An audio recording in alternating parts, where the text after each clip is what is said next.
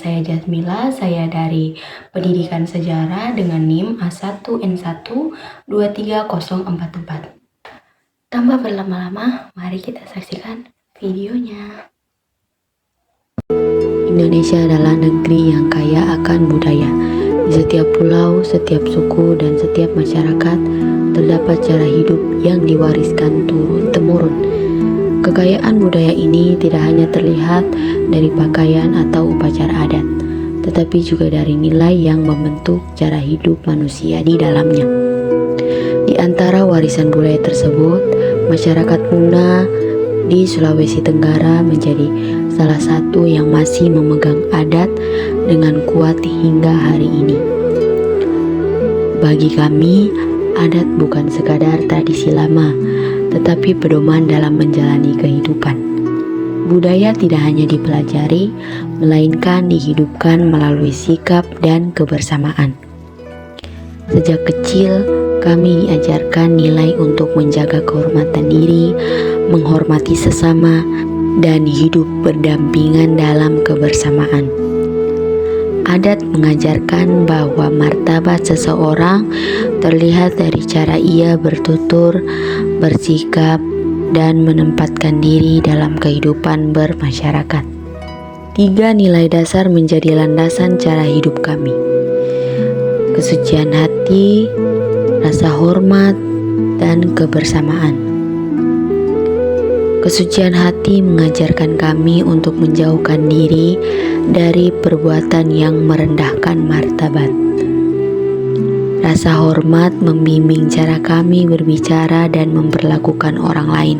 Sedangkan kebersamaan menjadi pengingat bahwa kami tidak hidup sendiri, bahwa setiap kebahagiaan dan kesedihan adalah bagian dari ikatan sosial yang lebih besar. Dari nilai-nilai inilah lahir berbagai bentuk kearifan lokal. Salah satunya adalah tradisi karya atau posuo, sebuah proses pembinaan diri bagi perempuan Muna sebelum memasuki kedewasaan. Tradisi ini bukan sekadar prosesi adat, tetapi perjalanan batin untuk menata diri, menjaga kesucian, dan menumbuhkan kedewasaan moral.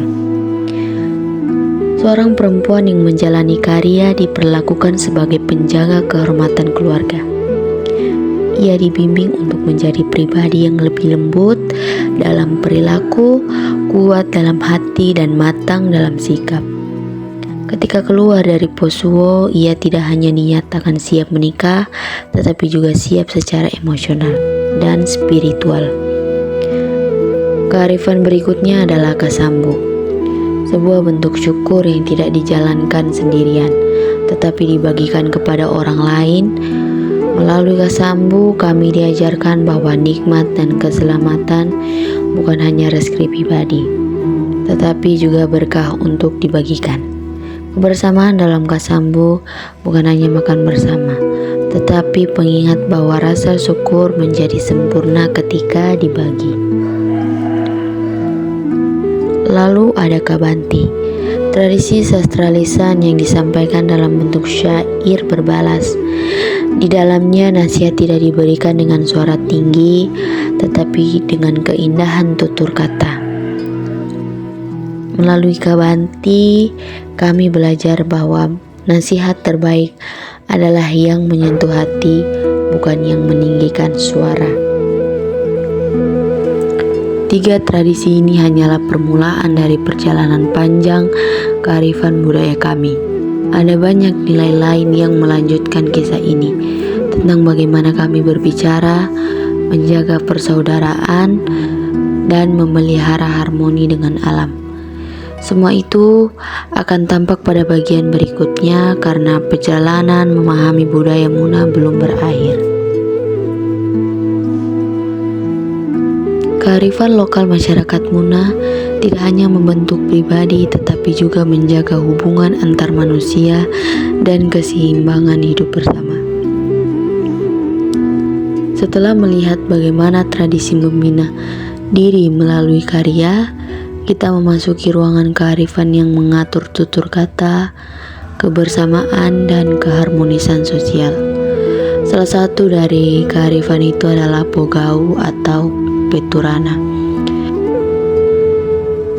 Pogau adalah ajaran adat yang menjadi pedoman dalam berbicara dan bersikap. Nilai ini tidak datang dari aturan tertulis, tetapi dari pesan orang tua dan para tetua yang diwariskan melalui nasihat kehidupan. Melalui Pogau, kami belajar bahwa kata-kata memiliki harga diri dan tutur yang lembut adalah bentuk kecerdasan hati. Selain itu, kebersamaan masyarakat tercermin dalam Modero. Modero bukan hanya tarian, tetapi ruang persatuan. Di dalam Modero, semua orang menjadi setara. Tidak ada yang lebih tinggi dan tidak ada yang paling rendah. Langkah yang seirama menjadi simbol keterhubungan antara satu dengan yang lain, seperti rantai yang saling menguatkan. Kearifan berikutnya, Gulewuna, yaitu adalah cara leluhur kami menjaga hubungan dengan alam. Pertanian tidak dijalankan sekadar untuk menghasilkan panen, tetapi sebagai bentuk keharmonisan dengan bumi. Tanah-tanah alam menjadi penuntun musim tanam, karena kami percaya bahwa manusia adalah bagian dari alam, bukan penguasanya. Kearifan yang terakhir adalah Harwa, wujud gotong royong dan solidaritas sosial. Melalui Harwa, kami diajarkan bahwa membantu tidak memerlukan undangan dan kebersamaan bukanlah kewajiban, melainkan kesadaran. Harwa membuat setiap orang merasa memiliki rumah yang lebih luas daripada dinding tempat ia tinggal, yakni masyarakatnya sendiri. Semua nilai ini menjadi penegas bahwa adat bukan sekadar peninggalan masa lalu, melainkan fondasi jati diri. Selama adat dijalankan dengan hati, selama itu pula kami tetap memiliki arah untuk kembali dan pijakan untuk berdiri. Karena kearifan lokal bukan hanya tradisi, tetapi cara kami menjaga siapa diri kami.